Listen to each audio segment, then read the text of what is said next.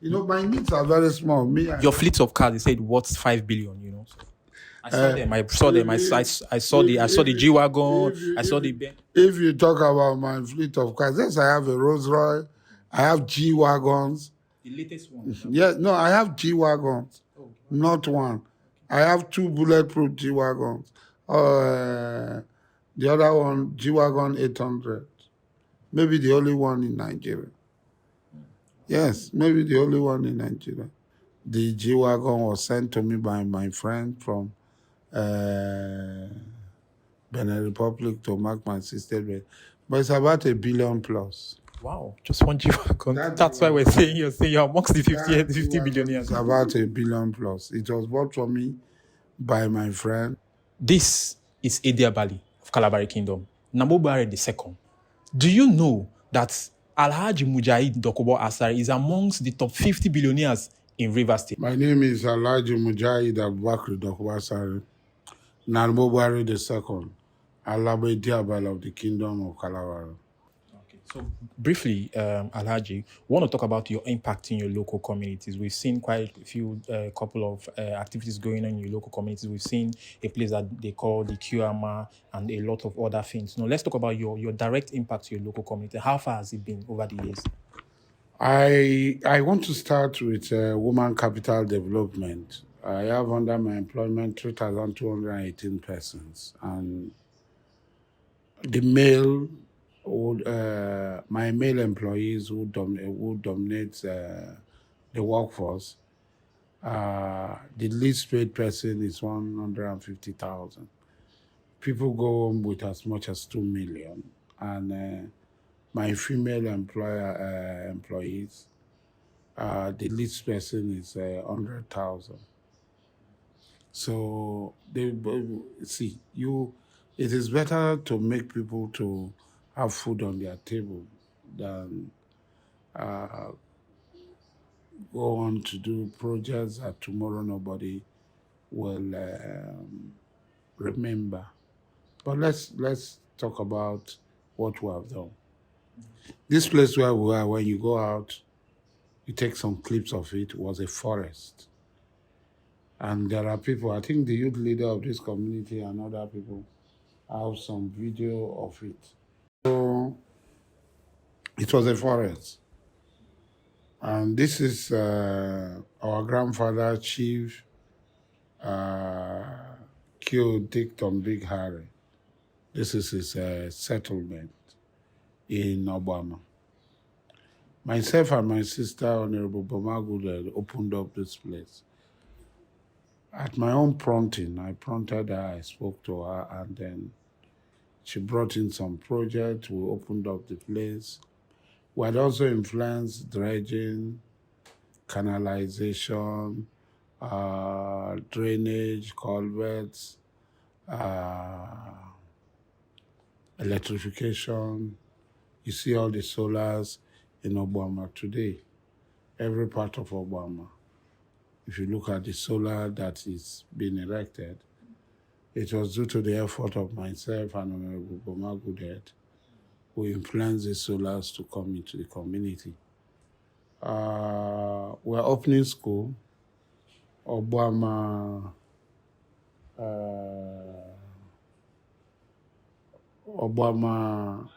Utility Company. We're setting up Obama Utility Company that will supply water and electricity 24/7 to Obama community. It's a tall dream, but inshallah we're going to achieve it, myself and my younger sister, because in the national budget, there's a project she had influenced to this place as chairman of local content committee. So that project requires a lot of energy, electricity to sustain that project. So we're working around the clock with the relevant utility companies to make sure that 24/7 electricity is provided, and Obama will become the center of industrialization. We're also opening an open university, Obama Open University, which will, I think, which will come upstream by December, so that those who cannot afford to go to regular universities like Uniport and so on will be able to register at, enroll at the Open University. We are looking at 37 courses to start with. So it's a very huge opportunity for the community. What we want to turn Obama to is that Obama should be able to challenge Port Harcourt in terms of population and growth. Our projection is that by December this year, people resident in Obama should be more than 10,000 people. And we're projecting that by 2027, Obama should be up to 30,000 people. We're looking at that because we want to trigger economic activities, the economic and commercial activities in this community, and to grow the community.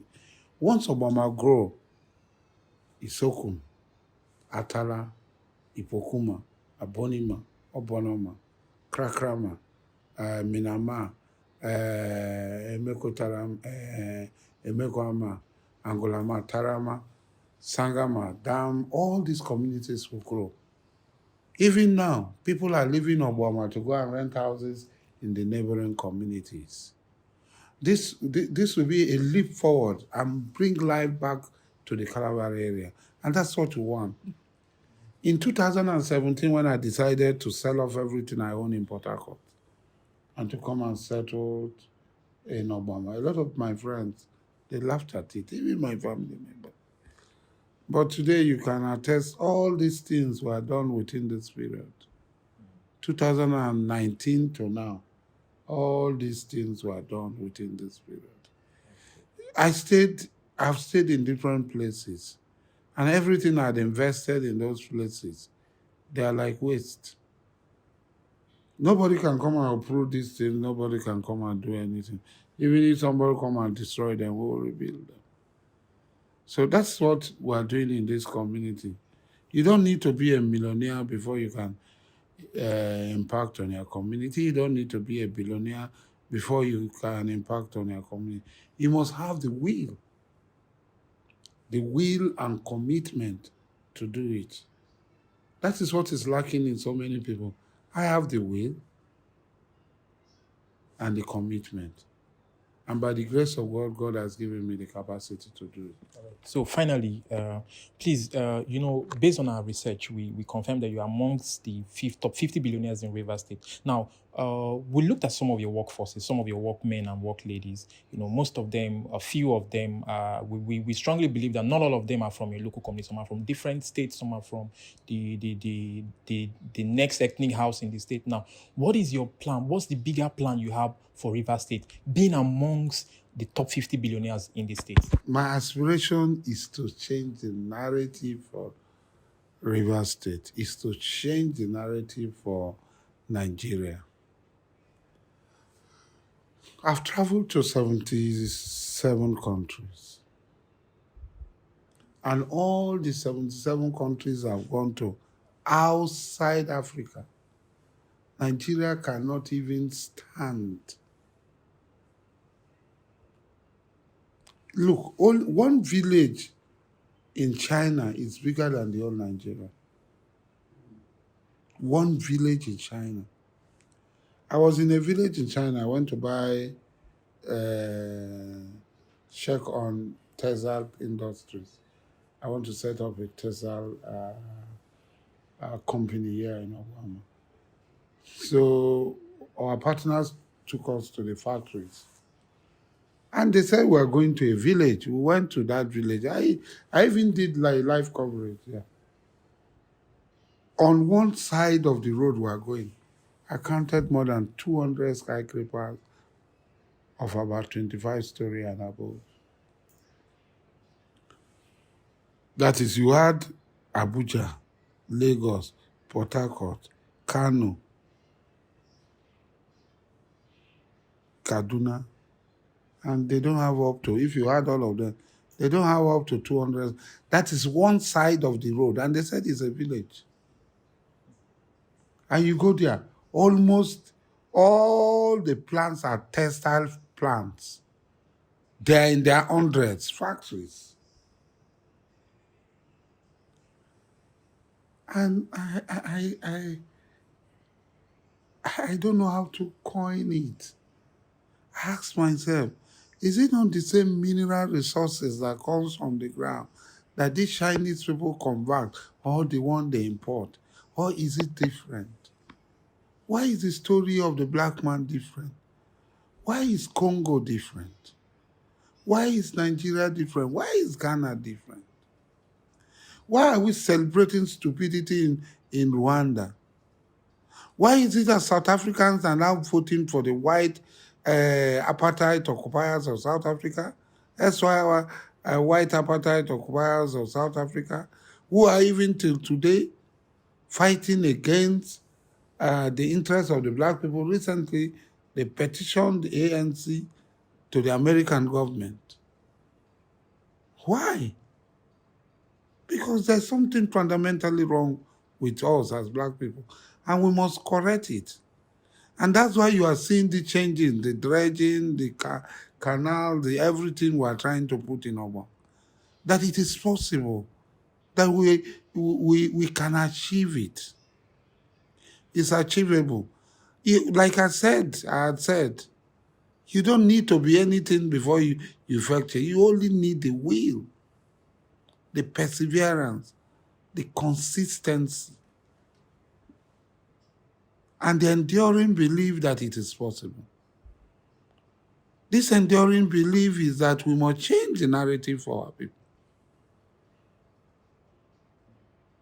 We must change the narrative for our people. Look at this room. Look at what we did here. But somebody can just build and whitewash the place and do this thing. You see this furniture and so on. They might not be as expensive as somebody did, but it makes the place look better. Somebody has done it. These things, I bought them in auction. 1, 2, 3. In Saudi Arabia. They're from the palace of the king of Saudi Arabia, the old palace in Jeddah. No. Okay. 1, 2, 3. Okay. They're from the palace. I bought it in an auction. They are from the old palace of the Saudi Arabian king in Jeddah. So these are all French. This is original French. This one original French. These two. So I bought them from Saudi Arabia. I brought them here. So when you go, you hear about Buckingham Palace, you hear about this palace, you hear about Spring Palace. Why are we a forbidden city in China? Why are we not having that?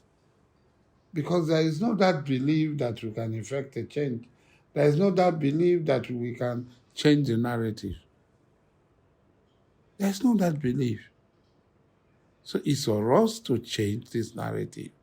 And it is possible when we work together, when all of us join hands together. And I'm telling you, in the next couple of years, you hear the changes that are going to take place in Calabar. Look at what SIM has done. In the history of Rivers State, there is no contract that has been awarded to the volume of 225 billion. This is not a Calabar man.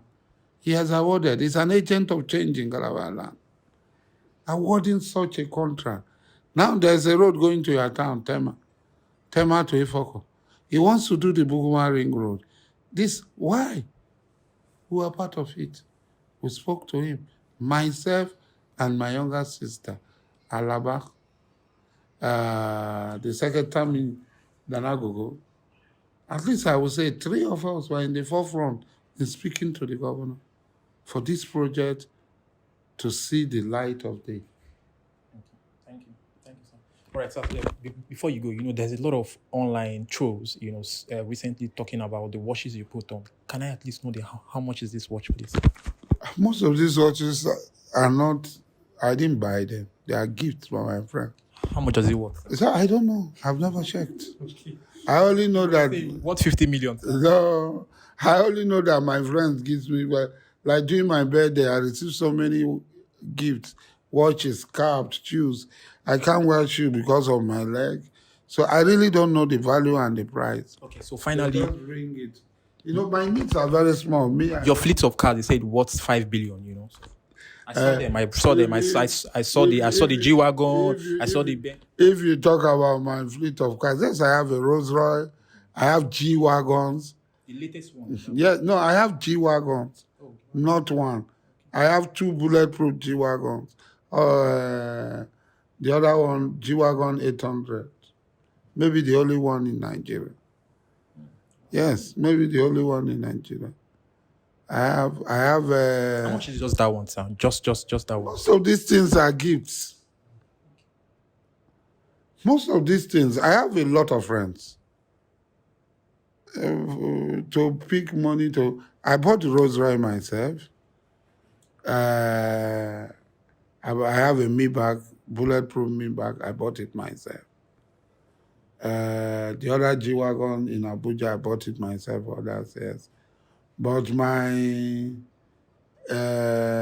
Lexus 570, I think, or what, bulletproof was bought for me by my friend. The G wagon was sent to me by my friend from Benin Republic to mark my sister's birthday. But it's about $1 billion plus. Wow, just one G wagon. That's why we're saying you're amongst the 50 billionaires. It's about $1 billion plus. It was bought for me by my friend from whose hand I buy a lot of houses in Benin Republic. For my sister's birthday, he brought it from Qatar and gave it to me. So it's about $1 billion plus, $1.70 billion. Because when you make the conversion from safer to Naira, it's as much as that. But I didn't buy them. So I really don't know the price. He didn't tell me the price. So he gave me the document. So if I check the government, but that's not the important thing. The important thing is that I'm amongst my people. My people can reach me. I talk to them. And, you know, I do things amongst my people. I have not taken myself away from my people. That's the most important thing. The cars are not important. Yes, my friend sees me. When my friend sees me in any car that is not treated, that is not armored, they are afraid because of all the enemies that I have. And they go extra miles to make sure that they give me a gift. Most of my bulletproof cars are gifts from my friend.